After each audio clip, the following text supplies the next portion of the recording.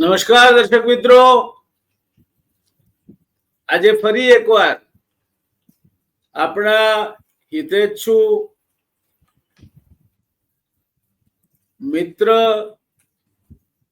અને જેને એક મલ્ટી ફેસેટ પર્સનાલિટી કહી શકાય, પત્રકાર તરીકે પણ આગવી ઓળખ, વિશ્લેષક તરીકે પણ આગવી ઓળખ, પોતાની ચેનલ થર્ડ અને ફર્ડ એની પણ એક વિશિષ્ટ ઓળખ, અને હવે બહુ ટૂંક સમયમાં હાઈકોર્ટમાં પણ યસ મિલોડ એ આપણને એડવોકેટ હરિદેસાઈ પાસેથી સાંભળવા મળશે. ખેતીવાડીનું ભૂલી ગયા. શૈક્ષણિક ક્ષેત્રે ખેતીવાડીમાં આપ પ્રોફેશનલ છો હજુ, એટલે ખેતીવાડી નથી કેતો. બાકીના બધા ઘણા ખેતરો તમે ખેડી નાખ્યા છે, એટલે એને ક્યાંક થોડો અન્યાય થયો છે, પણ I am sure you will make it up. હરિભાઈને સાંભળવા એ તો લાવો છે જ, પણ એના તર્કને માણવા એ કોઈ પણ વિષય પર, અને તે પણ ખાસ કરીને એક રાજકીય વિશ્લેષક તરીકે એક વિશિષ્ટ લાવો છે. અને એટલે આપણે તો એક નાના અસ્તિત્વ વાળી ચેનલ છે, પણ ક્વોલિટી કન્ટેન્ટ આપનારી ચેનલ છે. એટલે આપણી જે પ્રસ્તુતિ છે તે જોનાર વર્ગ છેક હાઈકોર્ટ થી માંડીને રાજ્ય સરકારના સચિવો સુધીનો છે. એ દ્રષ્ટિએ અમે તમારા સામે પ્રસ્તુત કરવા માટે નિષ્ણાતોની પસંદગી બહુ જ કાળજીથી કરીએ છીએ. અહીંયા તું મેં રડારડી આ વિષય બહારની વાત કોઈ અવકાશ નથી. તમે તમારી 45 મિનિટ અમે લઈએ છીએ, તો 45 મિનિટના બદલામાં 45 મિનિટનો કમસે કમ તમને વળતર આપીએ એ ભાવનાથી અમે કામ કરીએ છીએ. આજે હરિભાઈ સાથે ચર્ચા કરવી છે આપણે બે મુખ્ય રાજકીય વિચારધારાની પાર્ટીઓ વિશે અને ગુજરાત અવિભાજ્ય મુંબઈ રાજ્યનું અંગ હતું ત્યારે એના પહેલા મુખ્યમંત્રી બાળાસાહેબ ખેર હતા, ત્યાર પછી મોરારજી દેસાઈ.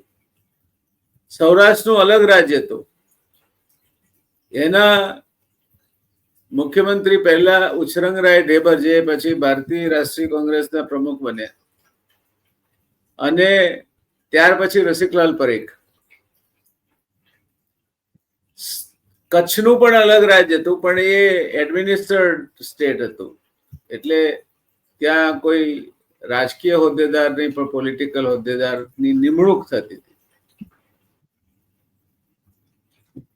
બે મુખ્ય ધારાઓ આમાંથી અસ્તિત્વમાં આવી તો ઘણી બધી વચ્ચે જનતા પાર્ટી બની, માગોજા જનતા પાર્ટી બની, સ્વતંત્ર પાર્ટી બની, કિમલોપ જેનો લોપ થઈ ગયો, એવી અનેક પાર્ટીઓ રસ્તામાં આવી.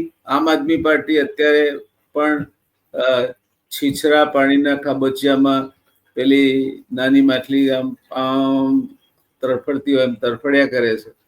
પણ મુખ્ય વિચારધારાના બે પક્ષ, અને હું માનું છું આ દેશમાં ઘણા બધા રાજ્યોમાં જ્યાં ફેમિલી ઓન્ડ પોલિટિકલ પાર્ટીઝ નથી અથવા કાસ્ટ ઓન્ડ પોલિટિકલ પાર્ટીઝ નથી, ત્યાં વિચારધારા ઉપર જો દેશમાં આજે પણ બે મોટા પક્ષો હોય તો એ કોંગ્રેસ અને ભારતીય જનતા પાર્ટી છે. અને આ બંને પાર્ટી ગુજરાતમાં સારો એવો સમય રાજ કરી. કોંગ્રેસે પણ ગુજરાતમાં 1960 થી શરૂ કરી અને 1995 સુધી વચ્ચે જનતા પાર્ટીનું 3 વર્ષનું શાસન આવી ગયું, બાકી અવિરત રાજ કર્યું છે. અને ત્યાર પછી ભારતીય જનતા પાર્ટીએ શાસનની ધુરા સંભાળે તે હજુ સુધી સંભાળે છે. બંને મોટી પાર્ટીઓ, બંનેમાં દિગ્ગજ નેતાઓ થઈ ગયા. કોંગ્રેસમાં ડોક્ટર જીવરાજભાઈ મહેતાથી શરૂ કરીએ, ઉછરંગરાય ઢેબરથી શરૂ કરીને રસિકલાલ પરીખ અને હિતુભાઈ ચિમનભાઈ પણ કોંગ્રેસનું જ ફરજંદ ગણી શકાય. એ એક આખી વિચારધારા માધવસિંહભાઈ સુધી ચાલી. અમરસિંહભાઈ એના છેલ્લા સેનાની હતા એમ કહીએ તો ચાલે, સુકાની હતા. પછીના ઉછીના લીધેલા ઠુકાની. ચિમનભાઈને જવું પડ્યું કોંગ્રેસમાં, કારણ કે ભારતીય જનતા પાર્ટી સાથે છૂટાછેડા થયા પછી સત્તા ટકાવી રાખવી હોય તો એમની પાસે કોઈ વિકલ્પ નહોતો. ચિમનભાઈને હું ગુજરાતના જે ઘણા સક્ષમ મુખ્યમંત્રીઓ થઈ ગયા એમાંના એક ગણું છું, પણ કમનસીબે બંને વખતે એને સત્તા પર આવવાનું થયું. તેજસ્વી વ્યક્તિત્વ હતું એટલે કોઈના શહેમાં ના આવે. એ શ્રીમતી ગાંધીને પણ કહી શકે કે મેડમ, મારા માટે પૂર અસરગ્રસ્ત લોકોના વિસ્તારની મુલાકાત એ પ્રાઇમ મિનિસ્ટરના કોલને એટેન્ડ કરવા કરતા વધારે અગત્યની છે, અને પરિણામે ઘર્ષણની શરૂઆત થાય. ત્યાર પછી બીજી વખત મુખ્યમંત્રી બન્યા, તેમાં પણ બહુમતી ટકાવી રાખવા માટે તડજોડનું રાજકારણ એમણે કરવું પડ્યું. પરિણામે ખૂબ જ સારા મુખ્યમંત્રી ગુજરાતને મળી શક્યા હોત, ખૂબ જ સારા સુકાની ગુજરાતને મળી શક્યા હોત. એ ચિમનભાઈ પટેલને ગુજરાતે નહીં બનવા દીધા, ગુજરાતની રાજકીય પરિસ્થિતિએ નહીં બનવા દીધા. એ રીતે કેશુભાઈ કોઠાસૂઝવાળા મુખ્યમંત્રી ખરા, પણ જમાનાની સાથે ચાલવાવાળા મુખ્યમંત્રી તરીકે કદાચ એ પાછા પડે. આમ પણ ભારતીય જનતા પાર્ટી કન્ફ્યુઝડ વિચારસરણી વાળી પાર્ટી છે. હું 32 વર્ષ એમાં રહ્યા પછી આ કહી શકું એમ છું કે RSS ને ફોલો કરવી, અનુકૂળતાએ સેક્યુલર બની જવું કે અનુકૂળતાએ રાષ્ટ્રવાદી વાતો કરવી. અત્યારે જેમ સિંદૂર પકડ્યું છે, હવે સિંદૂર એ લેડનું કમ્પાઉન્ડ છે. લેડ એટલે શીશુ, અને શીશુ એટલે ઝેરી છે. હવે જો સિંદૂર તમારે રગોમાં વહેતું હોય તો તમારે રગોનું લોહી ઝેરી છે એમ કહી શકાય. એટલે આ ભારતીય જનતા પાર્ટીનું કલ્ચર અને કલેવર છે. એને રૂપ બદલ્યા છે, ચહેરા બદલ્યા છે, મોરા બદલ્યા છે, અને બદલતી રહેશે હજુ પણ, કારણ કે એની પાસે પોતાની વિચારધારા નથી. એ RSS નું ફર્જન છે એ સ્વીકારવા તૈયાર નથી. હકીકતે ભારતીય જનતા પાર્ટી એ રાષ્ટ્રીય સ્વયંસેવક સંઘનું પેટા શાખા છે. એની પોતાની રાજકીય વિચારસરણીને જાહેરમાં મૂકવા માટે એણે શ્યામાપ્રસાદ મુખર્જી અને દીનદયાળ ઉપાધ્યાયને ભારતીય જનસંઘ કરીને પક્ષ કરીને એમાં મોકલ્યા, અને ત્યાંથી આખું ચાલ્યું. એમાંથી પછી જનતા પાર્ટીમાં મર્જ થયા. જનતા પાર્ટીમાંથી પાછા 6 એપ્રિલે 1980 પછી એ ભારતીય જનતા પાર્ટી બની. અને હવે શું બનશે એ આપણે સમય કહી શકશે, પણ ભારતીય જનતા પાર્ટી નહીં હોય એવું મારું પોતાનું માનવું છે. અને મારી બહુ મોટી મર્યાદાઓ છે આ બધા સ્ટેટમેન્ટ કરવા માટે, પણ હું ચોખ્ખું બને જે લાગે તે કહેવાવાળો માણસ છું એટલે કહું છું. આ બંને પક્ષ ગુજરાતમાં સુવાંગ ઉપસ્યા. એક સમય એવો આવ્યો બંને પક્ષ માટે કે એના સામે કોઈ ટકી જ ન શકે, અને પછી દબાંગ દઈને પછડાણા. કોંગ્રેસની વાત કરીએ આપણે તો 1985 એની પીક હતી, અને એ વખતે કોઈકની મહત્વાકાંક્ષા સર્વે સર્વા બનવાની, એ મહત્વાકાંક્ષાએ કોંગ્રેસના ક્ષાત્રપોને કાપી નાખ્યા. સનત મહેતાને ટિકિટ નહીં મળી, મનોહરસિંહ જાડેજાને નહીં મળી, સીડી પટેલને નહીં મળી, જશવંતસિંહ દાનસિંહ ચૌહાણને નહીં મળી, હરિહર ખંભોળજાને નહીં મળી, મહંત વિજયદાસજીને નહીં મળી. જે લોકો માધવસિંહભાઈની સામે આંખમાં આંખ નાખીને વાત કરી શકે એવા બધા લોકોને કાપી નાખ્યા. પરિણામ એ આવ્યું કે માધવસિંહભાઈએ કલ્પ્યું પણ નહીં હોય કે આટલી બહુ રેકોર્ડ બહુમતી 149 સભ્યોની, એ પછી એમને 1 વર્ષથી ઓછા ગાળામાં જવાનું આવશે. અને જવાનું આવ્યું ત્યારે એવી પરિસ્થિતિનું નિર્માણ થયું કે કાબિલ સારથી કોંગ્રેસમાં ચૂંટાયેલા સભ્ય તરીકે હાજર નહોતા. અમરસિંહભાઈના ભાગ્ય આ જવાબદારી આવી, અને હી પ્રિસાઇડેડ ઓવર લિક્વિડેશન ઓફ કોંગ્રેસ એમ કહેવામાં મને જરાય હેઝિટેશન નથી. એટલે ક્યારેક વડના ઝાડ નીચે જેમ કશું નથી ઉગતું, એ પરિસ્થિતિ આ પાર્ટીઓની એકદમ એવરેસ્ટ જેટલી ઊંચાઈ પરથી ખીણમાં પડી જાય તે સ્થિતિ થાય. ભારતીય જનતા પાર્ટીની આજે આ જ સ્થિતિ છે. અત્યારે ભારતીય જનતા પાર્ટીના 10 આંગળી ઘીમાં છે એવું દેખાય છે. ભારતીય જનતા પાર્ટીની હરીફાઈ જ ના થઈ શકે, અને એની તો દુનિયાની સૌથી મોટામાં મોટી પોલિટિકલ પાર્ટીને આ બધું ઢોલ હોય ને એ પોલો હોય એટલે વાગે. ઢોલ જો પોલો ના હોય તો નહીં વાગે. એટલે કહ્યું છે કે પોલું હતું તે બોલ્યું, સાંભળેલું વગાડવું તો જાણું કે તું સાચો છે. એટલે સાંભળેલું વગાડવાનું કામ હવે ભારતીય જનતા પાર્ટીના નેતાગીરી જે હવે નરેન્દ્રભાઈ મોદી પછી જે આવશે એના ભાગ આવશે. કારણ કે વડનું ઝાડ ઉગી ચૂક્યું છે અને વડના ઝાડ નીચે કશું નથી ઉગવા દીધું. એક વડના ઝાડ નીચે લીમડો ગજુ કરી ગયો અમિતભાઈ શાહ નામનો. બાકી નેતાઓમાં એક જ કે તાલ તો ભોપાલ તાલ ઓર સબ તલૈયા, ગઢ તો ચિત્તોડગઢ ઓર સબ ગઢૈયા, એમ બાકીના બધા ગઢૈયા ને તલૈયા જ છે. રાજનાથસિંહ કે નીતિન ગડકરી કે એક જમાનાના દિગ્ગજ ગણાય આડવાણી કે મુરલી મનોહર જોશી આ પાર્ટીમાં આજે કાંઈ જ નથી. અને એટલે આપણે નરેન્દ્રભાઈ 100 વર્ષના નહીં 200 વર્ષના થાય અને એમને 75 વર્ષનો નિયમ લાગુ ના પડે એવું ઈચ્છીએ તો પણ એક દિવસ તો નરેન્દ્રભાઈ વગર આ પાર્ટીએ જીવવાનું છે. અને ત્યારે આ પાર્ટીનું સુકાન સંભાળનાર કોઈ નહીં હોય. જે દશા 1985માં માધવસિંહભાઈએ કોંગ્રેસની કરી રાજ્યની કક્ષાએ, એ દશા કોંગ્રેસની, એ દશા ભારતીય જનતા પાર્ટીની રાષ્ટ્રીય કક્ષાએ માનનીય નરેન્દ્રભાઈ મોદીના નેતૃત્વ હેઠળ થવાની છે. કોઈ જ નહીં હોય. અને વડ નમી પડ્યો છે. ત્યારે એનું ઉદાહરણ અત્યારે જોવા મળે છે અને એની આજે આપણે ચર્ચા કરવાની છે. એ ઉદાહરણ છે આ બંને દિગ્ગજ પાર્ટીઓ એક વખતની અને આજે પણ પાર્ટી તરીકે બે મુખ્ય વિચારધારાની બંને પક્ષો ગણી શકાય. એક એના જિલ્લાના પ્રમુખો નક્કી કરવામાં ક્યારની તરફડિયા મારે છે. એ હજુ થઈ શકતું નથી. એની પ્રક્રિયા કેવી ચાલે છે એ જ ખબર નથી પડતી.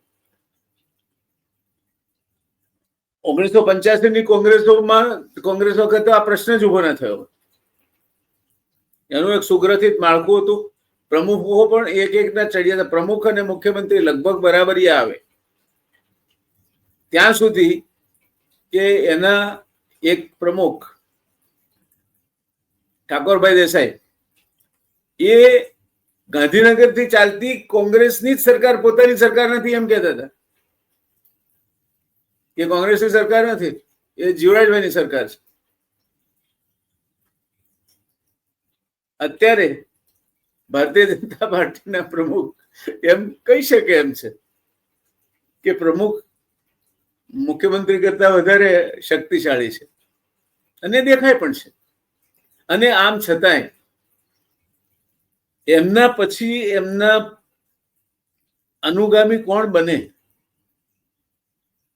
મંત્રીમંડળ બદલવું છે પણ કોને લેવા કોને ડ્રોપ કરવા, આ પાર્ટી ગૂંચવાયેલી છે. અત્યારે ભારતીય જનતા પાર્ટી જેવી ગૂંચવાડા ભરી સ્થિતિમાં કોઈ પાર્ટી નથી. સત્તા ઉપર હોવા છતાં જે સત્તા પર ના હોય અને જેના કાર્યકરો રાડો પાડતા હોય કે અમારા કામ નથી થતા અને કરપ્શન એકદમ ફૂલ્યું ફાલ્યું છે, તો ભારતીય જનતા પાર્ટીનું અત્યારનું મેનેજમેન્ટ એના માટે જવાબદાર છે.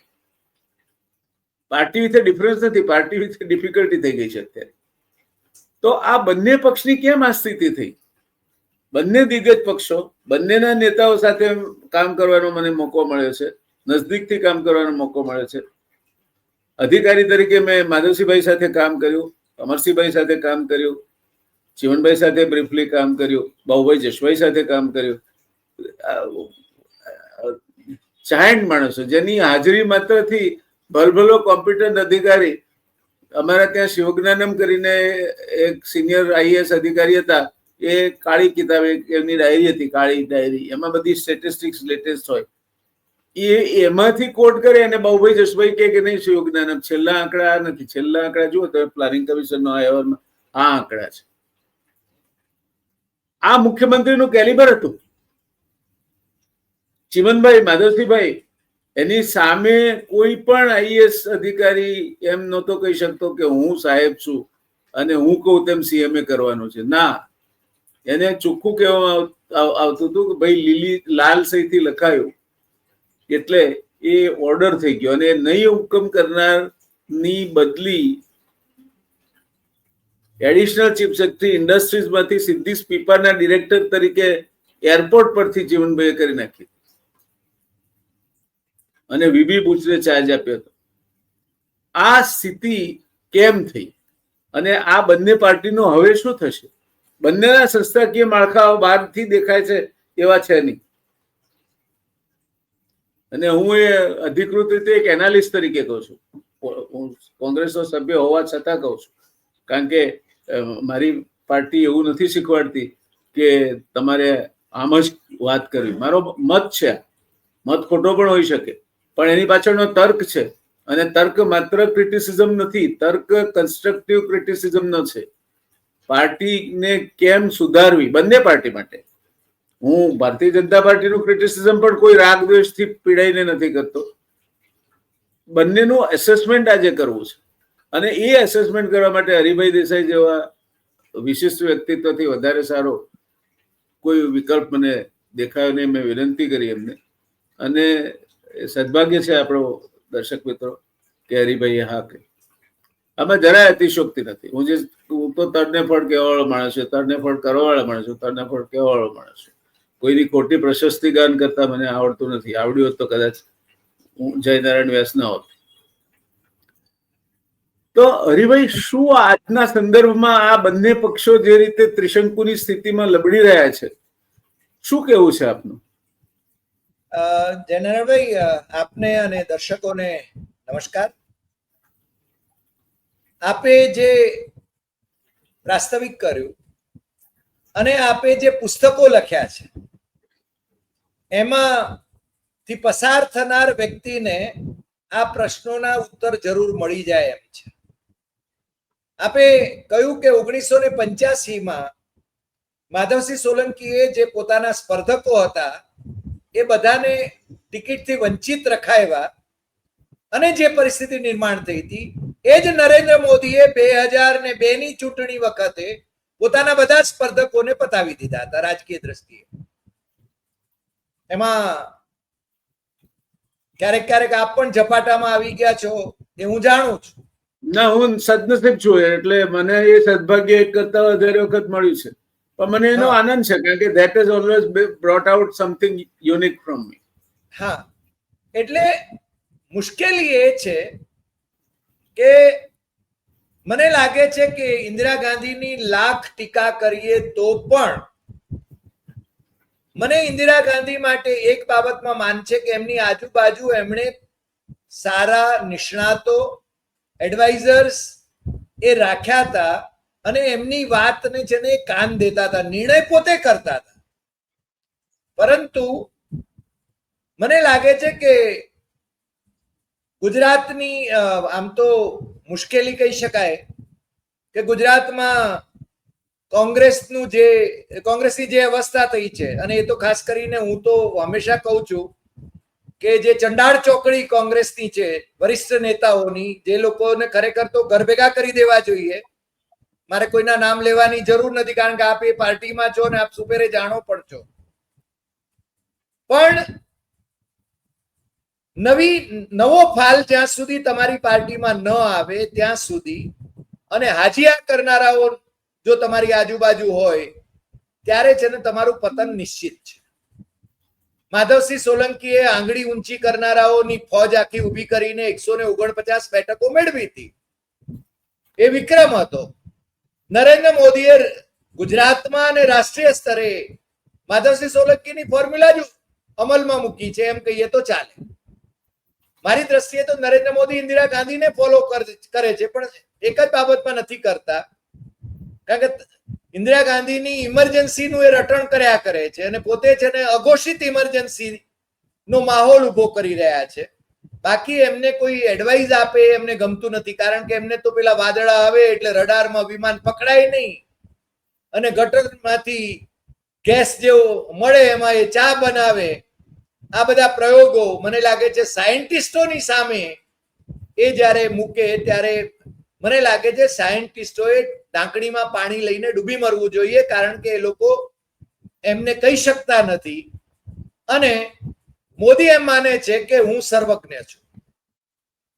બીજું કે આપે બહુ સારી વાત કરી કે જ્યારે અમદાવાદ એ ગુજરાતની રાજધાની હતું અને જીવરાજ મહેતા મોરારજી દેસાઈની અનિચ્છાએ મુખ્યમંત્રી બન્યા હતા અને મોરારજી તો એ તાકમાં જ હતા કે જીવરાજ મહેતાને ક્યારે અહીંયાથી ઉથલાવી દેવા. એ ખેલ મોરારજીભાઈએ કર્યો પણ ખરો, પણ બળવંતરાય મહેતા બહુ જાજુ ચાલી ન શક્યા કારણ કે એમનું આકસ્મિક અવસાન થયું. તો અહીંયા છે ને રાજકીય રીતે પતાવી દેવાની આખી જે ભૂમિકા ચાલી છે અને નવી જનરેશન, નવા તમારા પછીના નેતા કોણ એને ઉપસાવવાની કોશિશ જ્યાં નથી થતી ત્યાં છે ને આવી જ પરિસ્થિતિ નિર્માણ થાય. કારણ કે મોદીને પણ ડર રહે છે કે મારા પછી આ માણસ આવી જશે તો મારું મહત્વ ઘટી જશે. માધવસિંહને પણ એવું હતું કે મારા પછી આ જો આગળ નીકળી જશે તો શું થશે. એક સુધારો આપે જે કહ્યું એમાં હું કરી લઉં કે અમરસિંહ કરતા માધવસિંહને હું વધારે જવાબદાર ગણું છું, કારણ કે માધવસિંહને તો છૂટો દોર આપવામાં આવ્યો હતો. અમરસિંહને મુખ્યમંત્રી તરીકે દૂર કરીને માધવસિંહ સોલંકીને જ્યારે સુકાન સોંપ્યું ત્યારે 33 બેઠકોમાં કોંગ્રેસ સમેટાઈ ગઈ હતી અને એમાંથી પછી એ પાછા ત્યાં દિલ્હી જતા રહ્યા એટલે 32 બેઠકો રહી. સીડી પટેલને એમણે જેને સુકાન સોંપીને જવાનું થયું. એક બંકો હતો ચિમનભાઈ પટેલ, અને હું તો એમ કહું છું કે ચિમનભાઈ પટેલે જેને ચિમન ચોર તરીકે નવનિર્માણ આંદોલનમાં આજ અશોક ભટ્ટ અને જનસંઘ વાળાઓ જયારે ચિતરતા હતા એ જ લોકોએ જખ મારીને એ જ ચિમનભાઈ પટેલની કિમલોપના 12 સભ્યો ના ટેકે સરકાર રચવી પડી હતી.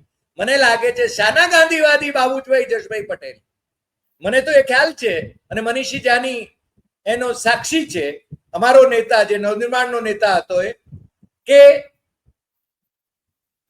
હજુ તો અહીંયા સરકાર ગઈ નથી અને મોરારજી દેસાઈએ ચિમનભાઈ પટેલ સાથે મંત્રણાઓ શરૂ કરી દીધી હતી. જે ચિમનભાઈને ભ્રષ્ટાચારી ગણાવતા હતા એ ચિમનભાઈની સાથે મંત્રણાઓ શરૂ કરી દીધી, કારણ કે મોરારજી દેસાઈએ નહેરુ પછી વડાપ્રધાન થવું હતું. એમની મહેચ્છા તો એ હતી. અને શાસ્ત્રીનું જયારે નામ આવ્યું ત્યારે એ ચૂંટણી લડ્યા નહીં, પણ ઇન્દિરા ગાંધી સામે લડ્યા અને બુંડા હાલે હાર્યા હતા. અને છતાંય ઇન્દિરાએ એમને નાયબ વડાપ્રધાન બનાવ્યા હતા. આપ જાણો છો, આમ તો વડાપ્રધાન થવાનું એમને 77માં આવ્યું અને આપણે એમ કહીએ છીએ કે પહેલા એ છે ને બિન કોંગ્રેસી વડાપ્રધાન હતા. શાના બિન કોંગ્રેસી? He was a Congressman all the time. અત્યારે એના વંશજો તો ભારતીય જનતા પાર્ટીમાં છે, ગોડસે વાળી પાર્ટીમાં છે. બહુ સ્પષ્ટ છે. રાષ્ટ્રપિતા મહાત્મા ગાંધીના હત્યારાઓ ને જે આદર્શ માને છે એ લોકોની સાથે મોરારજી દેસાઈના વંશજો હોય તો મને તો છે ને શરમ આવે છે. સાચું કહું તો મોરારજી દેસાઈ સાથે મને બહુ જ અંગત સંબંધ રહ્યો મુંબઈમાં પત્રકારત્વના દિવસોમાં. એમની સાથે બાજવાની પણ મજા આવતી હતી અને એ પ્રેમ પણ એટલો જ કરતા હતા. એટલે પ્રશ્ન એ છે કે ગુજરાતમાં નેતાગીરીને ઉપસાવવાને બદલે, ગુજરાતના હિતમાં કામ કરવાને બદલે મને લાગે છે બીજાઓને કઈ રીતે પતાવી દેવા એનો ખેલ ચાલ્યો. એને કારણે આ બધી પરિસ્થિતિ નિર્માણ થઈ છે અને બંને પાર્ટીઓ લગભગ એ દિશામાં ગઈ છે.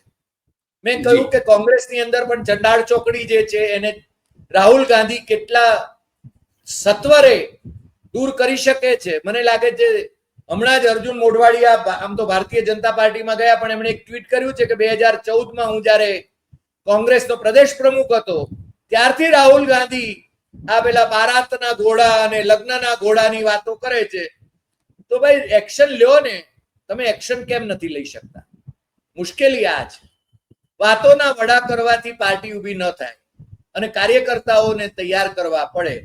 મને લાગે છે કે એના માટે જે વ્યક્તિત્વ જોઈએ એ માયકાંગલા વ્યક્તિત્વ, અત્યારના જે માયકાંગલા વ્યક્તિત્વ જેને બધાને રાજી રાખવાના વ્યક્તિત્વ છે એ નહીં, પણ ચિમન પટેલ જેવું એગ્રેસિવ વ્યક્તિત્વ જોઈએ જો કોંગ્રેસને ઊભી કરવી હોય તો. અને ભારતીય જનતા પાર્ટીમાં તો લલ્લુ પંજુ બેઠા છે, એટલા માટે તો દિલ્હીથી સરકાર ચાલે છે. માત્ર ગુજરાત સરકાર જ નહીં, મધ્યપ્રદેશની સરકાર પણ દિલ્હીથી ચાલે છે, રાજસ્થાનની દિલ્હીથી ચાલે છે, હરિયાણાની દિલ્હીથી ચાલે છે, ઓડિશાની દિલ્હીથી ચાલે છે, મહારાષ્ટ્રની પણ લગભગ એવી સ્થિતિ છે આમ તો. અને જે ભાઈ લગ્ન નહોતા કરવાના, જો અલગ વિદર્ભ રાજ્ય નહીં મળે તો એ ભાઈ ફડણવીસ અત્યારે છે ને ત્યાં મુખ્યમંત્રી છે અને એમના કયા ઘરા છે. એટલે પ્રશ્ન આ છે, જ્યારે યસ સર કરનારા, મને લાગે છે અધિકારીઓ યસ સર કરે, તમે વિપુલ મિત્રાને જે રીતે છે ને આમ તમારી સામે ઉભા જ રહેવું પડે અને સવાલો જે કરો એના જવાબો એ આપી ન શકે, એવા મિનિસ્ટરો હવે ક્યાં છે સાહેબ? અત્યારે તો અભણ મિનિસ્ટરો છે.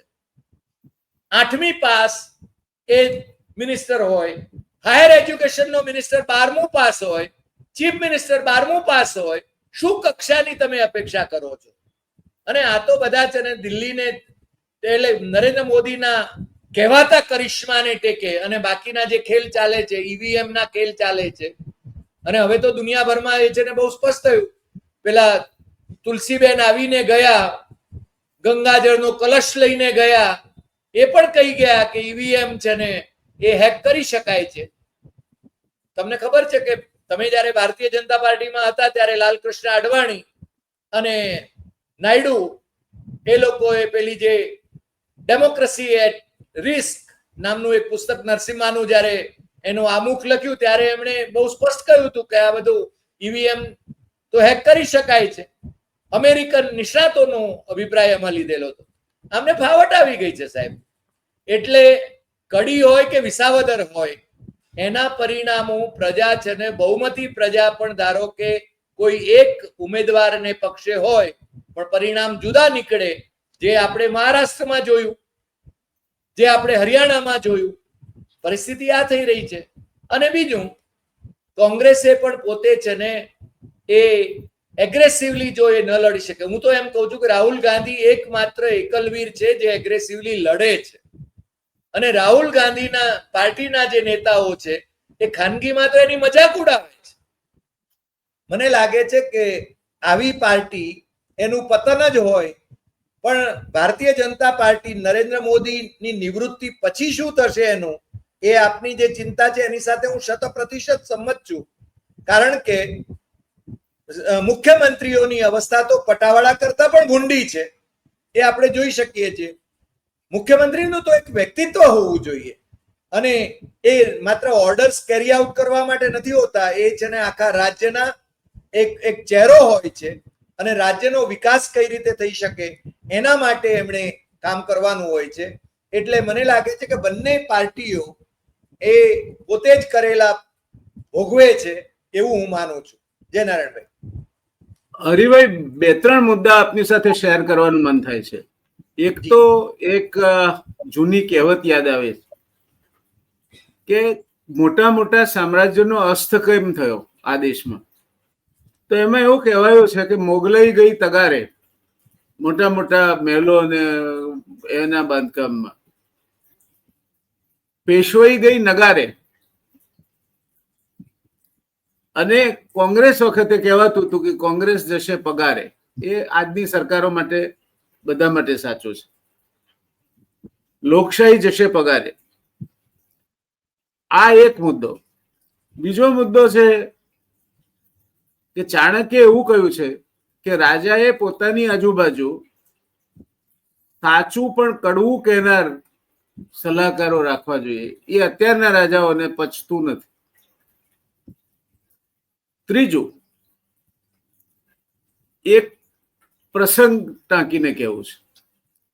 ભૂપતનો ભયંકર કેર હતો સૌરાષ્ટ્રમાં. રસિકલાલ પરીખ એ વખતે ગૃહમંત્રી હતા, ઉછરંગરાય ઢેબરના મુખ્યમંત્રી હતા. અને જ્યાં વાવડ આવે કે ભૂપત આ બાજુ છે ત્યાં પોલીસ જાય, તેની સાથે રસિકલાલ પણ પોતાના ડ્રોવરમાં રિવોલ્વર રાખતા, તો લઈને એ પણ મોરચે ધસી જતા. તો સરદાર સાહેબે એમને પત્ર લખ્યો દેશના ગૃહમંત્રી તરીકે કે ગૃહમંત્રીનું કામ મોરચે દોડી જવાનું નથી, એનું કામ પોલીસ બેડાને માર્ગદર્શન આપવાનું છે. ત્યારે આ ભણનાર દીકરાએ જવાબ આપેલો સરદાર સાહેબને કે જે રાજ્યનો ગૃહમંત્રી પોતે સલામતી રક્ષકોના ઘેરામાં ઘેરાયેલો રહેતો હોય, એ પ્રજાને સલામતીનો અહેસાસ કઈ રીતે કરાવી શકે? હવે તો નાનું મોટું કોઈ પણ સિક્યોરિટી, અરે પણ શેનો સિક્યોરિટી? તમે પ્રજાના પ્રતિનિધિ છો, કોણ મારી નાખે તમને? તમારે કોઈ ટેકનિકલ કારણોસર રાખવી પડતી હોય સિક્યોરિટી તો ઠીક છે, તે એકાદ માણસ હોય. આ તો મુખ્યમંત્રીની કાફલો નીકળે એટલે અડધો કલાક રોડ બંધ થઈ જાય. સ્કૂલના છોકરા બિચારા રિક્ષામાં જતા હોય તો પરસેવે રેપઝેપ થઈ જાય. એટલે એક સામંતશાહી લોકશાહીમાંથી અઘોષિત ઇમરજન્સી આપે કહીએ એમ અઘોષિત સામંતશાહી પણ આવી છે, અને બંને પક્ષોમાં છે.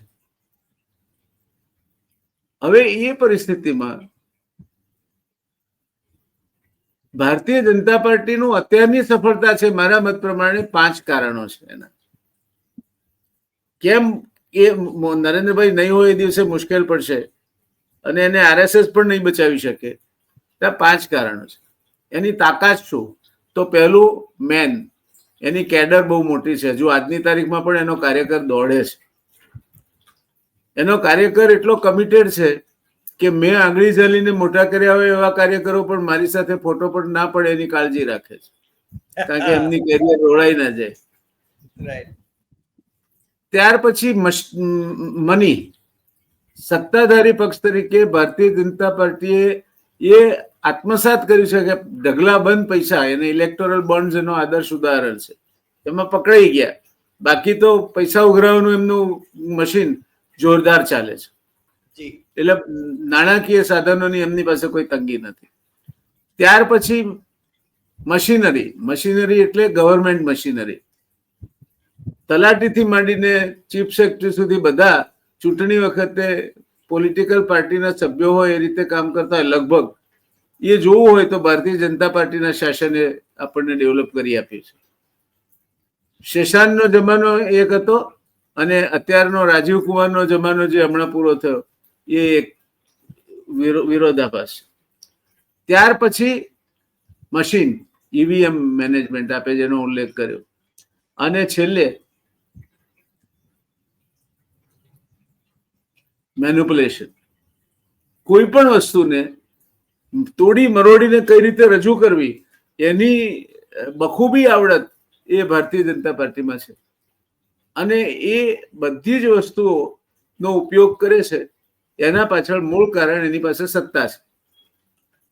એટલે જ્યાં સુધી ગુફામાં પાંજરું છે, પાંજરામાં પોપટ છે અને પોપટમાં જીવ છે, ત્યાં સુધી ભારતીય જનતા પાર્ટીના શાસનને કશું થાય એવું નથી, એવું નિષ્ણાતોનું કહેવું છે. કોંગ્રેસ એનું સ્વત્વ ખોઈ બેઠી છે એવું લાગે છે. હું કોંગ્રેસનો સભ્ય છું છતાં કહું છું, મારું એનાલિસિસ છે, હું ખોટો હોઈ શકું. રાહુલજી એને બેઠી કરવાનો ભરસક પ્રયત્ન કરી રહ્યા છે એકલાથે, પણ એ બેઠી કરવા માટેનો જે પ્રયત્ન કરે એને પગ ઝાલીને ખેંચી પાડવા વાળા આજુબાજુ એટલા બધા છે કે એના પ્રયત્નનો બહુ જાજુ ઉપજતું નથી. કોંગ્રેસમાં નેતૃત્વનો દુષ્કાળ પડ્યો છે અને બધા જ ધંધાદારી થઈ ગયા છે. કોંગ્રેસના આગેવાન ભાજપના નેતા સાથે મળીને ધંધો કરતા હોય એવું 100 થી 90% કેસમાં બને છે. એમાં એને કોઈ છોછ નથી. જે પહેલા સામાજિક સંબંધો રાખવામાં કોઈ છોછ નહોતો એ આજે છે, જાહેરમાં નહીં કરવું. અને જે આર્થિક હિતો રાખવાની છોછ હતો એ આજે નથી. એમાં ગોર ગાંધીનું સહિયારું ચાલે છે. એટલે આ બંને પક્ષો ને પોતપોતાની પીડાઓ છે, પોતપોતાની વ્યથાઓ છે, અને જો એની કોઈ સૌથી ખરાબ વિપરીત અસર થતી હોય તો લોકશાહી પર થાય છે. બંને ભેગા થઈને લોકશાહીનું ગળું ગોટી નાખ્યું છે. એકમાં નબળી નેતાગીરી પેદા થઈ, વેપાર ધંધા કરતી નેતાગીરી પેદા થઈ, વેચાઈ જતી નેતાગીરી પેદા થઈ, અને બીજામાં માત્ર ને માત્ર તું રામ ભજન કર પ્રાણી, તેરી 2 દિન કી જિંદગાની, જ્યાર સુધી છે ત્યાં સુધી બનાવી લો. જેમ પેલા કહેવાતું હતું કે ખાદી પહેરવાનો અર્થ જ એ હતો કે ખાવાનો દી આવ્યો છે, ખા. હવે ખાદી ખરીદાય છે એટલે ખરીદીને ખા. ખાદી ખરીદવા માટે મુખ્યમંત્રીની સાથે વાજતે ગાજતે હામૈયું કાઢીને ખાદી ભંડારમાં જવાય છે અમુક ચોક્કસ દિવસે. અને પછી ટોપ થી ટો સુધી બધા પરદેશી વસ્તુઓ વાપરતા હોય, અંગ ઉપર દેખાતું હોય. મેં હમણાં જ આપનો એક કાર્યક્રમ જોયો, તેમાં આપણે ગણાવેલું એવા માણસો જે ગોળના રવા પર બેસીને ઢેફે ઢેફે ગોળ ખાય છે, એ ગોળ નહીં ખાવાનો સલાહ આપે છે આપણને, સ્વદેશી વાપરવું જોઈએ. અને ગુજરાતીમાં કહેવાય ડાહી સાસરે ન જાય, અને ગાડીને શિખામણ આપે કે બેન સાસરે જવું જોઈએ, આપણું ઘર કરીને રહેવું જોઈએ, સ્ત્રીનું સાચું સ્થાન સાસરું જ છે. પણ તો તું જા ને બેન, તો ના, એ નહીં. એટલે સ્વદેશી ખરું, પણ તમારે જે દેશનો માલ જોઈતો હોય ને એમાં ચીનનો માલ જોઈતો હોય તો સૌથી વધારે ચીનની આયાત આપણે કરીએ છીએ. ચીન આપણું પહેલા નંબરનું વેપારી પાર્ટનર છે. અને ભારતીય જનતા પાર્ટીની નિર્લજ્જતાનો હદ જુઓ કે ચીનના માલનો બહિષ્કાર કરવાની વાતો કરે છે. એટલે હવે કોઈ આચાર શુદ્ધિ, વિચાર શુદ્ધિ આવું કઈ રહ્યું નથી, બંનેમાંથી એકે પાર્ટીમાં નથી. અને ત્યાં સુધી લોકશાહી ખતરામાં છે. કારણ કે લોકશાહીમાં સત્તાધારી પક્ષ મજબૂત જોઈએ તો જ વહીવટી તંત્ર પર કાબુ રહે, પણ એટલો જ મજબૂત વિરોધ પક્ષ જોઈએ. સત્તાધારી પક્ષ છે એ એન્જિન છે. તમે ગાડીને સેલ મારો ને એન્જિન ચાલુ ના થાય તો કોઈ મોટી તકલીફ નથી થતી, તમે ગાડી બદલો અથવા તો પ્લેન ચૂકી જાઓ, જે થાય, પણ બીજું કઈ નથી થતું. પણ 120ની ઝડપે ગાડી જતી હોય અને બ્રેક ફેલ થાય તો ફેટલ એક્સિડન્ટ થાય છે. આજની સ્થિતિમાં લોકશાહીમાં વિરોધ પક્ષ નામની બ્રેક ફેલ ગઈ છે, અને બ્રેક ફેલ થઈ છે માટે ફેટલ એક્સિડન્ટ થાય છે જ્યાં થાય ત્યારે. પછી એ સિંદૂરનો હોય કે વાદળા છે માટે દેખાયું નહીં, તમને તમારું પ્લેન નહીં દેખાય. હવે આ બ્લેકઆઉટ, અત્યારે શું એનો મહિમા શું છે બ્લેકઆઉટ કરવાનો? થર્મલ સ્કેનિંગ અત્યારે થાય છે. અમદાવાદ ઉપરથી કોઈ લશ્કરી વિમાન પસાર થાય તો અહીંયા આપણા બધાની જે માસ હીટ છે આપણા શરીરમાંથી નીકળતી, એનો એક ચોક્કસ ધબ્બો એના પેલા પર આવે કે આ ધીસ ઇઝ હ્યુમન કોન્સન્ટ્રેશન. છતાં પણ એક આતંક ઉભો કરાય એવી પરિસ્થિતિનું નિર્માણ થાય છે. કેમ થાય છે ખબર નથી, આપણો એ વિષય નથી. આ પરિસ્થિતિમાં આપને શું લાગે છે શું થશે? શું થશે? આપણે દેશની ચિંતા પછી કરી, પણ ગુજરાતમાં એક પક્ષ એના જિલ્લા પ્રમુખો નથી નિમી શકતો, અને બીજો પક્ષ એને મુખ્યમંત્રી સહિત મંત્રીમંડળમાં કેટલાય પોખાવાની રાહ જોઈને તોરણ થયેલા વરરાજા ઉભા છે, એમને પોખી નથી શકતો. કારણ કે એ બીજવરને લેવા હોય તો અમુક પોતાના વાળા છે એમને વૈધવ્ય આવે તેવી સ્થિતિ છે. તો આ ગુજરાતમાં આ નાટક ક્યાં સુધી ચાલશે? શું આને કઈ રીતે જુઓ છો સાહેબ? આમાં બહુ સ્પષ્ટ કહીએ તો કોંગ્રેસમાંથી જે ભારતીય જનતા પાર્ટીમાં ગયા છે એમાંના મોટા ભાગના કાં તો છે ને સરકારી કામોના કોન્ટ્રાક્ટ એમના બંધ ન થઈ જાય અથવા ધંધો બંધ ન થઈ જાય એની લાલચે ગયા છે એક. બીજા એવા ગયા છે કે જે બ્લેકમેલ થયા છે, કારણ કે એમના કરતૂતો, એમના જમીન કૌભાંડો, એમના છે ને બીજા કૌભાંડો, એ છે ને એની ફાઇલો એ છે ને તૈયાર થઈને એમને કહેવામાં આવે છે કે બોલો શું કરવું છે, આવું છે કે નહીં, અહીંયા આવો તો બખ્ખા છે. અને ત્રીજી વાત એ છે કે એટલા બધા પ્રભાવી માણસો જો હોય, જો પોતાની રીતે જીતી શકે એમ હોય તો એ કોંગ્રેસમાં જે છે એ બરાબર છે, કોંગ્રેસમાં રહીને પણ પ્રજાની સેવા કરી શકે. પરંતુ નરેન્દ્ર મોદીના આવ્યા પછી વિરોધ પક્ષને દુશ્મન ગણવાની એક પરંપરા આખી ઊભી થઈ, જે અટલજીના વખતમાં એવી પરંપરા હતી, જે હું બહુ સાદી સીધી સમજણ ધરાવું તો કે વિપક્ષ વિના આપણી લોકશાહી છે ને એ ચાલી શકે નહીં.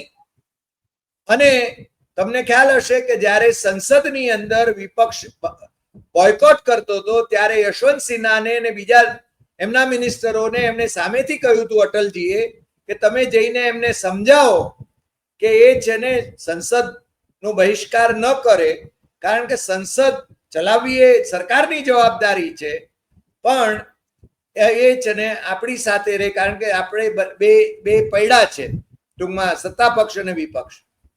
ગુજરાતમાં પરિસ્થિતિ એવી નિર્માણ થઈ છે કે આમે પરાપૂર્વથી લોકો એમ માનતા રહ્યા છે કે ગુજરાત તો વેપારી પ્રદેશ છે, અને મને ઘણી વખત એવું લાગે છે કે અહીંની પ્રજાને એવું લાગે છે કે આપણું કામ થઈ ગયું ને ભાઈ, બાકીનું જાય જન્મમાં. મુશ્કેલી આ છે, પ્રજા જ્યારે સ્પાઇનલેસ ક્રીચર બની જાય, કરોડરજ્જુ વગરની બની જાય, અને રાજકારણીઓ એ જે વિપક્ષમાં હોય એ અથવા તો સત્તા પક્ષમાં હોય એ જો કરોડરજ્જુ વગરના થઈ જાય અને અધિકારીઓ પણ એમની સાથે હાથ મિલાવીને ધંધો કરતા હોય, તો પછી છે ને આ જ પરિસ્થિતિ નિર્માણ થાય સાહેબ. બીજું કઈ આનાથી વધારે સારી પરિસ્થિતિ ન હોય. મને એમ લાગે છે ગુજરાતની પ્રજાને વિરોધ કરવાનું ફાવતું નથી, વિરોધ કરવાનું ભૂલી ગઈ છે. કોંગ્રેસ જ્યારે સત્તામાં હતી ત્યારે વિપક્ષ આંદોલન કરતો હતો, પણ અત્યારે તો છે ને તમને આંદોલન કેટલો ફોટો પડી જાય એટલા આ છે ને આટલી પરિસ્થિતિ નિર્માણ. અમારે મુંબઈમાં કિરીટ સોમૈયા નામના એક ભાઈ, મારા બહુ અંગત મિત્ર, chartered accountant, member of parliament પણ થઈ ગયેલા, પણ એને હવારના પોરમાં છે ને કંઈક આંદોલન કરે અને બપોરના બધા છાપામાં પહેલે પાને ફોટા આવે એટલે જાણે કે એનું કામ થઈ ગયું.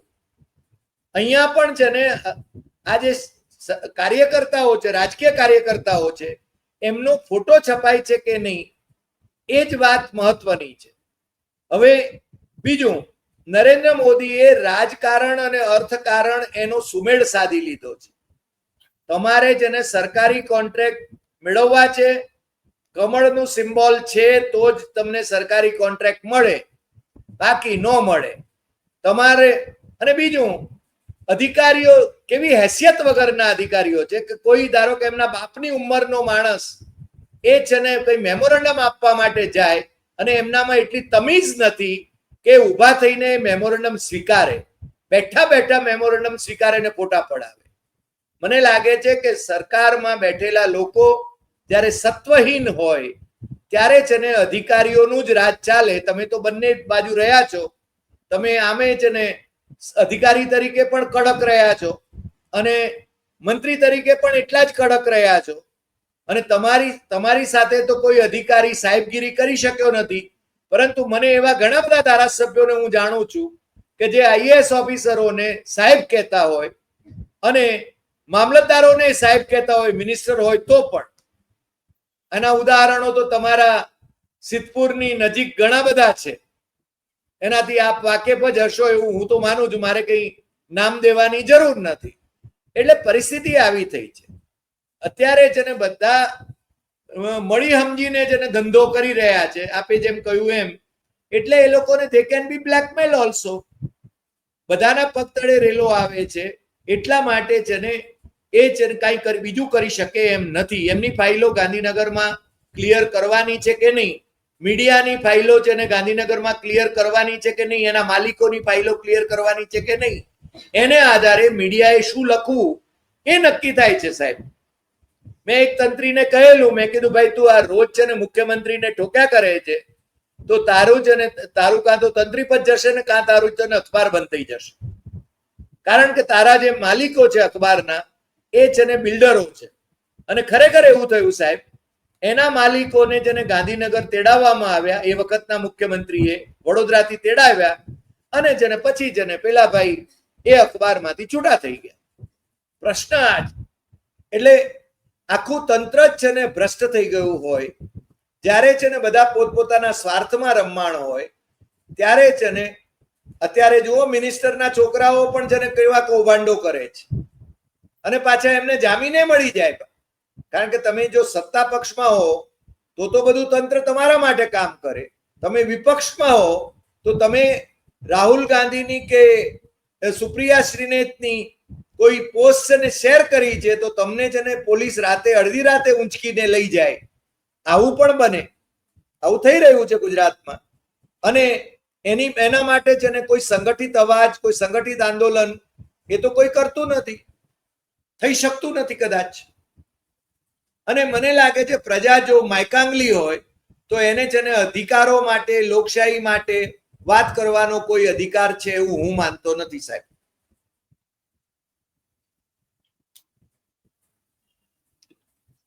એટલે ગ્રામ માતાની પંક્તિઓ સાચી છે કે રસહીન થઈ છે ધરા કે પછી દયાહીન થયો નૃપ, નહીં તો આવું ના બને કઈ માતા ફરી રડી. જનતા રડતી જ રહેવાની અને બાકીના તત્વો છે તે એમનું કામ કરતું જ રહેવાના. પણ આજે આપણે એની વાત નથી કરતા રહી. આ લોકશાહી આ રીતે ચાલશે. કોંગ્રેસ અને ભાજપ જે રીતે બંનેની કરોડરજ્જુ તૂટી ગઈ છે, બંને પાર્ટીની કરોડરજ્જુ ક્યાં છે એ સંશોધનનો વિષય છે. તો આ રીતે જ ચાલશે. મને લાગે છે કે પૂછો તમે કે નરેન્દ્રભાઈ મોદી પછી કોણ, તો અમિતભાઈ નું નામ દેતા દેતા જીભ થોથવાય છે.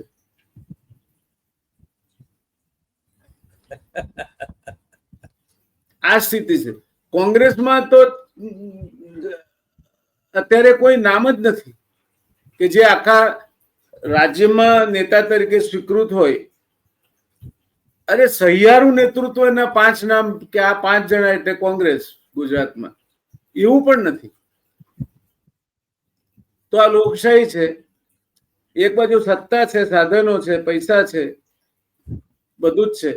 બીજી બાજુ લેક ઓફ વિલ થી માંડીને લેક ઓફ કેરેક્ટર સુધીની બધી જ વસ્તુઓ છે. થશે શું આમાં? નહીં, મને લાગે છે કે પરિવર્તન આપણે પ્રજા છે ને, મને લાગે છે ભારતીય પ્રજા છે ને એ ઈશ્વર બધું સારું કરશે, ભગવાન બધું સારું કરશે એવું માનીને પોતે કઈ નહીં કરવું એવી દિશામાં એ છે ને ઈશ્વર કંઈક કરે ઉપરથી પેલું છે ને ફળ પડે ને મોઢામાં આવે એવી વાત ની જાણે કે પ્રતીક્ષા કરતા હોય એવું લાગે.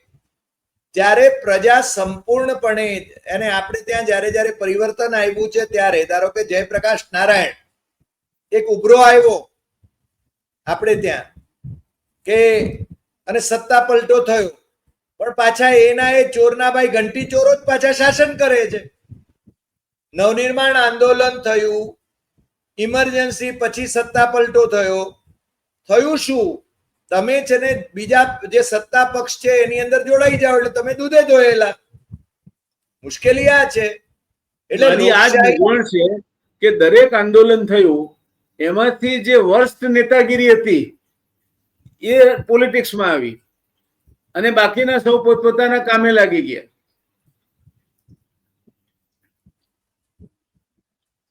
નવનિર્માણમાં તમે પણ કાર્યરત હતા. એટલે અમે નવનિર્માણને બહુ નજીકથી જોયું છે. તમે ચૂંટણી લડવા નહીં ગયા. રાઈટ. પણ જે લોકો ચૂંટણીના રાજકારણમાં ગયા એમાંથી બહુ સારા નેતાઓ નથી મળ્યા આપણને. એનું કારણ છે સાહેબ, વાત કરીએ તો નહીં, એનું કારણ છે કે એ લોકો સ્વાર્થી લોકો. અગ્નિ પરીક્ષા ત્યાં થઈ રહી છે ને એ વખતે, ધારો કે ઉમાકાંત માંકડ વેચાઈ ગયો એવી જયારે ચર્ચા થઈ ત્યારે ઉમાકાંતે યુનિવર્સિટીના કોલુ ઉપર ભાષણ કરેલું અમે બધા સાંભળતા હતા. ઉમાકાંત કે લોકો એમ કે છે કે હું વેચાઈ ગયો, હું તમને એવું લાગે તો મને છે ને આ કોલામાં પીલી નાખજો. ને થોડા વખત પછી છે ને ઉમાકાંત કોંગ્રેસમાં જોડાઈ ગયો. નરહરી અમીન એ કોંગ્રેસમાં જોડાઈ ગયા, બાકીના બધા કોંગ્રેસમાં જોડાઈ ગયા. ન જોડાયો તો મનીષી જાની ન જોડાયો, કારણ કે એનું છે ને લેફ્ટ લીનિંગ હતું. એને તો કોઈ પાર્ટીની અંદર જોડાવાનું પસંદ ન કર્યું. નવનિર્માણના બધા નેતાઓ એ ચિમનભાઈને ગાળો દેતા હતા. નરહરીએ તો હમણાં છે ને સિદ્ધાર્થ પટેલની હાજરીમાં કહ્યું હતું કે મેં ચિમનભાઈની 100 જેટલી ઠાઠડીઓ બાળી હતી અને એ જ ચિમનભાઈએ એને ડેપ્યુટી સીએમ બનાવ્યો. હવે આ એટલે કપડા બદલે એમ આ લોકો પાર્ટીઓ બદલે છે, વિચારધારા બદલે છે. શાની વિચારધારા ભાઈ? આ લોકોને કોઈ વિચારધારા છે જ નહીં. ધંધો, પોતાના હિતો, એ જ વિચારધારા છે ગુજરાતના રાજકારણીઓની પાસે. સાહેબ, મને તો એવું લાગે છે. ને આપની વાત સાથે સંમત થવાય એવા સંજોગો અને અનુભવો આપણી પાસે આપણા બેકગ્રાઉન્ડમાં છે. પણ થશે શું? મારી ચિંતા ભાવિ માટેની છે કે એક દિવસ તો એવી સવાર ઉગશે કે જ્યારે નરેન્દ્રભાઈના નેતૃત્વનો લાભ નહીં મળે 100 વર્ષ, 200 વર્ષ, 500 વર્ષ પછી, પણ એક દિવસ તો એવો આવશે. સાહેબ 500 વર્ષ તમે શું વાત કરો છો? નરેન્દ્રભાઈ આપણે કઈ 500 વર્ષ જીવવાના છે? આપણે માની લઈએ કે અત્યારે આપણે કરિશ્મા ટૂલ થઈ રહ્યો છે સાહેબ. આપણે દુનિયાભરમાં છે ને કોઈનું એમની નેતાગીરી આમ ડંકો વાગતો તો એમ કહેતા હતા. અત્યારે કોઈ દેશ છે ને આપણી સાથે નથી ઉભો. એ વાત સાચી, પણ કોઈ ના ઉભો હોય સાથે તો કાક સુની તારી કોઈ ના આવે તો એકલો જાજે રે. એ એકટો જાજે વાળો આદેશ છે. સાહેબ આમે બહુમતી નથી મળી, 240 માં સમેટાઈ ગયા છે. બહુમતી ક્યાં છે? આ તો CBI, ED, income tax, election commission આ બધા મિત્ર પક્ષો કામે લાગેલા છે. એટલે જેટલી મળી છે એટલી પણ એને કારણે મળી છે. બાકી તો ઓર્ગેનાઇઝર નો પેલો એડિટોરિયલ તમને ખબર નથી કે નરેન્દ્ર મોદીનો કરિશ્મા અને હિન્દુત્વ એને નામે છે ને હવે છે ને જીતી શકાય એમ નથી. જો આરએસએસ નું મુખપત્ર આમ એ ભલે ક્યારેક નાય પાડે છે કે અમારું મુખપત્ર નથી, પણ સંઘ નિષ્ઠોનું મુખપત્ર જો આવું કહેતું હોય તો એ ઘણું બધી વાત મહત્વની છે. એટલે આ પાંચેજન્યની વાત કરો છો? ઓર્ગેનાઇઝરની, એટલે Organizer. ભગીની અખબારની. બરાબર. એટલે ચિંતાનો વિષય છે. આવડો મોટો લોકશાહી દેશ આજે એના સામે મોટામાં મોટો ખતરો હોય તો એ પોતાની જાતને સંભાળવા માટે સક્ષમ નથી. અને એ છે ગ્રામ પંચાયતના લેવલથી શરૂ થાય છે. આજે ગ્રામ પંચાયતના સરપંચની ચૂંટણીમાં ઉભેલા એક ઉમેદવારનું હેન્ડબિલ વાંચ્યું મેં, તો એમાં એને લખ્યું છે કે અમે જો સરપંચ તરીકે સમરસ બનાવશો અમને, તો સરકારની યોજનાઓમાં જે લોકફાળો ભરવાનો હોય અમે ભરી દઈશું. કેમ ભાઈ? આ ચૂંટણી આચારસંહિતાનો ભંગ નથી? સાહેબ એનાથી આગળ વધીને કહું, પાલિકાઓમાં અને પંચાયતોમાં સત્તા પક્ષ હોય કે વિપક્ષ હોય એ લોકો મળી સમજીને 10% અધિકારીઓના, 25% બોર્ડના અને પછી છે ને 25% નીચે છે ને ટેન્ડર ભરવાનું અને એ રીતે કામો છે ને આપવામાં આવે છે. એ છે ને મને તો એક આ કામોની અંદર સીધા સંડોવાયેલા એક મહાશયે કહ્યું હતું, પણ પરિણામે પહેલો વરસાદ પડે એટલે તાજો રોડ થયો હોય એની સપાટી ઉખડી જાય છે. ગુજરાત જેવું રાજ્ય જે એક જમાનામાં, કારણ કે મેં એ ખાતામાં નોકરી કરી છે અને એમાં કાંટાવાળા સાહેબ થી માંડીને એમડી પટેલ સાહેબ સુધીના એવા સચિવો અને મુખ્ય ઇજનેરો હતા, આઈડી વ્યાસ જેવા, કે ચીફ એન્જિનિયરને સાથે લઈને નીકળે એના વિસ્તારમાં, અને જો એની ગાડી જરાક આમ બમ્પી આવે ને રોડ, તો એના સામું જો પેલો થથરી જતો. અત્યારે તો રોડ પર ખાડા છે કે ખાડામાં રોડ છે એ જ ખબર નથી પડતી. હમણાં એક મિત્રે લાઇટર ટોનમાં મને કહ્યું કે હું આમ વડોદરા બાજુથી આવતો હતો એક ગામડેથી, તો દૂરથી જોયું તો છાપરા ઉપર બેસીને અલાદીનના કાલીનની માફક લોકો ઉડતા ઉડતા આવતા હતા. નજીક આવી અને જોયું તો ખાડામાંથી એસટી નીકળી. હવે આ નિર્લજ્જતા સમાજ જીવનમાં જો પેસી ગઈ હોય તો તમે લોકશાહીને લાયક નથી. લોકશાહીને લાયક બનવું હોય તો લોકશાહી જાળવવાની ક્ષમતા પણ તમારામાં હોવી જોઈએ. મને લાગે છે કે ગુજરાતીઓના ડીએનએ માં લડાયક વૃત્તિ રહી નથી. લડાયક એટલે અધિકારો માટે લડવાની વૃત્તિની વાત કરું છું સાહેબ. આપણે છે ને મારું કામ થાય છે ને બસ હું ખુશ. મારું શું ને મારે શું, બે વચ્ચે જીવીએ છીએ આપણે. સાહેબ તમને ખબર છે સાહેબ ચૂંટણી સભાઓમાં કહેતા હતા, અને હું તો હંમેશા કહેતો રહ્યો છું, મોટા સાહેબની વાત કરું છું, કે ચૂંટણી સભાઓમાં કે મારે શું અને મારું શું, ગુજરાતીઓની માનસિકતા, અને લોકો તાળીઓ પાડે. અરે ભાઈ તમને ગાળ થઈ રહ્યો છે આ માણસ અને તમે તાળીઓ પાડો છો.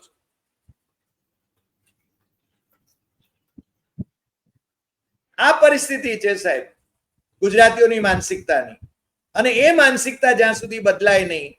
સાહેબ હું તમને કહું, હું એક મારા ગામની અંદર એક સેન્ટર પર બેઠો હતો, બે મહિલાઓ આવી, ભાઈ મારો પેલો હપ્તો આ વખતે આવ્યો નહીં, એમ કે કિસાન સન્માન નિધિનો. જો આપણી માનસિકતા જ ભીખ માંગી જેવી થઈ ગઈ છે, જે 82 કરોડ લોકો મફત રાશન ઉપર જીવે છે આખા દેશમાં, એમાં ગુજરાતનો પણ હશે ને મોટો હિસ્સો. અને પરિશ્રમ કર્યા વિના જો ખાવું છે તો પછી એના જીન્સમાં છે ને સાહેબ સ્વાભિમાન ક્યાંથી પ્રગટે?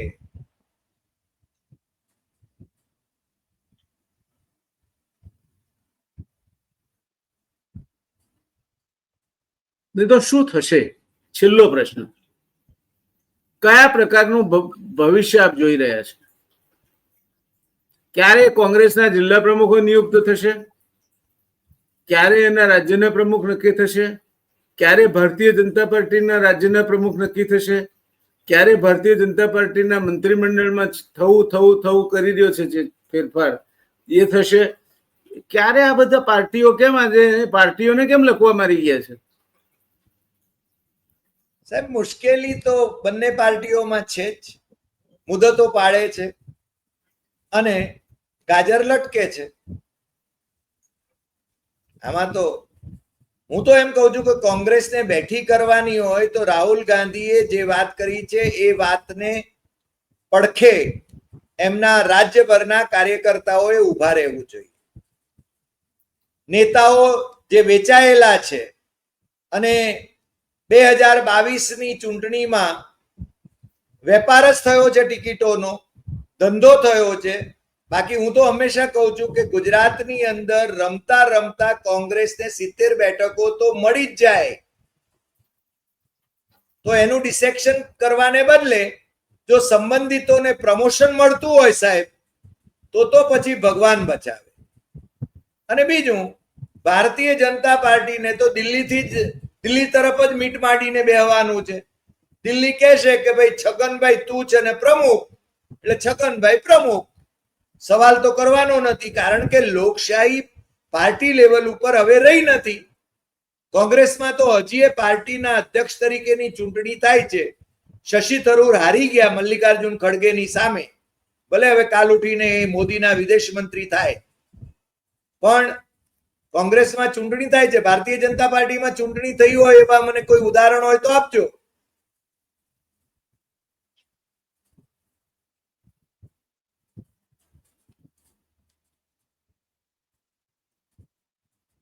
આગળ ભવિષ્ય કથન શું? અંતે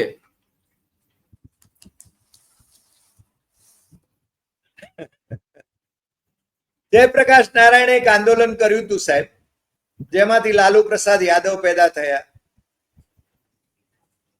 સુશીલ કુમાર મોદી પેદા થયા, ગોવિંદાચાર્ય પેદા થયા અને શરદ યાદવ પેદા થયા. હવે એમાંથી છે ને તમારે એનો જવાબ મેળવી લેવાની જરૂર છે કે કેજરીવાલ પેદા થયા. હા, એ તો આખું યોજનાબદ્ધ રીતે જુઠ્ઠાણાઓ ઉપર આધારિત આંદોલન હતું. કારણ કે યુપીએની સરકારને બદનામ કરવા માટેનું હતું. અને ગોબેલ્સ છે ને એટલા બધા સક્રિય છે ભારતીય જનતા પાર્ટીની અંદર કે એ છે ને એમ કે અત્યારે છે ને દિવસ છે, તો મને લાગે છે કે એના જે પેલા જે 2 રૂપિયા કે 5 રૂપિયાના સોશિયલ મીડિયા વાળા જે છે એ છે ને દિવસ રાતે પણ દિવસ તૈયાર કરી શકે. મને લાગે છે આ દેશનું જે શું થશે એ વિશે આપણે બધા જ ચિંતિત છીએ. પણ આંદોલનો થાય, સત્તા પલટા થાય અને ચોરના ભાઈ ઘંટી ચોરો જો આવવાના હોય તો આ લોકશાહીનો મતલબ શું છે? ઘણી વખતે તો લોકો કહેવા માંડ્યા છે કે આના કરતા તો અંગ્રેજ શાસન સારું હતું, કે રાજાશાહી સારી હતી. એનો અર્થ એ થયો કે લોકશાહીમાં આ લોકોએ જે ધંધા કર્યા છે એનાથી લોકો કઈ બહુ સુખી નથી, જે લોકો વિચારે છે. બાકી તો વોટ્સઅપ યુનિવર્સિટી લઈને જે લોકો ચાલે છે, નવી પેઢીને તો બરબાદ કરી મૂકી છે. નવી પેઢીને તો એમાં કોઈ સત્વશીલતા રહી નથી, કારણ કે એને તો ફોન અને વોટ્સઅપ યુનિવર્સિટીમાં બિઝી કરી દીધી છે. હા, વોટ્સએપ પર આવે કે આજે આ વખતે અમાસના દિવસે ચંદ્રગ્રહણ છે, તો ભક્તો તરત માંડી વળે કે આ વખતે અમાસના દિવસે ચંદ્રગ્રહણ થયું અને શરદ પૂનમ કરતા પણ આ વખતની અમાસનો ચંદ્ર વધુ તેજસ્વી હતો, મોટો હતો થોડો. સાહેબ, આના સંદર્ભમાં એક આજની એક એક્સ ઉપરની એટલે ટ્વિટર ઉપરની એક પોસ્ટનો ઉલ્લેખ હું કરી લઉં છેલ્લે. નરેન્દ્ર મોદીની તસવીર સાથે, નરેન્દ્ર મોદીના નામ સાથે એક પોસ્ટ મેં જોઈ અને એમાં કહેવામાં આવ્યું હતું કે આખી રાત સમજાવટથી ટ્રમ્પ અને મસ્ક એ બંને વચ્ચેના મતભેદોનું સમાધાન કરાવવામાં અમે સફળ થયા, ભારત સફળ થયું, મધ્યસ્થી ભારતે કરી. હવે સાલું, મને તો એમ પહેલા તો પ્રશ્ન થયો કે નરેન્દ્ર મોદી આવી પોસ્ટ કરે, કારણ કે નરેન્દ્ર મોદી તો જવાબ તો આપી શકતા નથી. પેલા એ 13 વખત ટ્રમ્પે કહ્યું અને આજે તો છે ને પાછું પુતિને પણ કહ્યું કે ટ્રમ્પભાઈની ભૂમિકા સંઘર્ષ વિરામ કરાવવામાં બહુ મહત્વની હતી. સાહેબ, તપાસ કરી તો નરેન્દ્ર મોદીની તસવીર સાથે, નરેન્દ્ર મોદીના નામ સાથે ટ્વિટર એકાઉન્ટ ઉપર એટલે એક્સ ઉપર જે પોસ્ટ હતી એ કોઈ બીજા અભિષેકની હતી અને નરેન્દ્ર મોદીનું જે અસલી એકાઉન્ટ છે એ @નરેન્દ્ર મોદી છે. હવે જો ભક્તોને જો આ પોસ્ટ મળી જાય તો પછી એ તો જેને એમ કે એના ઉપર ચાલુ કરી દે, પણ આપણે તો ચેક અને ક્રોસ ચેક કરીએ, સાચી વાત સુધી પહોંચવું પડે. અને હવે તો ગ્રોક પણ મદદરૂપ થાય છે. મેં ગ્રોકને જ પૂછ્યું હતું, કારણ કે મસ્કની કંપની છે એટલે એણે જ કહ્યું અને એણે એમ પણ કહ્યું કે પ્રાઇમ મિનિસ્ટરની ઓફિસ અથવા પ્રાઇમ મિનિસ્ટર જો ફરિયાદ કરે તો આવી પોસ્ટ માટે પેલાને દંડિત કરી શકાય. ભૂતકાળમાં કરેલું છે, પણ પીએમઓ એના વિશે ફરિયાદ કરશે કે કેમ એના વિશે મને શંકા છે. આ વ્યંગ હતો એમ આપણે માનવું પડે. સંજીવ કુમારનું એક પહેલું અને એકમાત્ર ગુજરાતી ચલચિત્ર રમત રમાડે રામ હતું. એના ટાઇટલ સોંગની 4 પંક્તિઓ સાથે આપણે આ સમાપ્ત કરીએ. જી, એ પંક્તિઓ એવું કે છે કે કોઈનું મીંઢળ કોઈના હાથે, કોઈનું મીંઢળ કોઈના હાથે, કોઈનું ભાવિ કોઈના સાથે, કોઈનું ભાવિ કોઈના સાથે, કોઈના રથનો કોઈ સારથી, કોઈને હાથ લગામ, આ તો રમત રમાડે રામ. વાહ! આજની પરિસ્થિતિનું તાદ્રશ વર્ણન આ 5 પંક્તિઓમાં આવી જાય છે. જી જી જી, વાહ! તો હરિભાઈ, ખૂબ ખૂબ આભાર, આપે સમય આપ્યો અને આ ચર્ચાને આટલા રસપ્રદ સ્તર સુધી લઈ જઈ શકાય.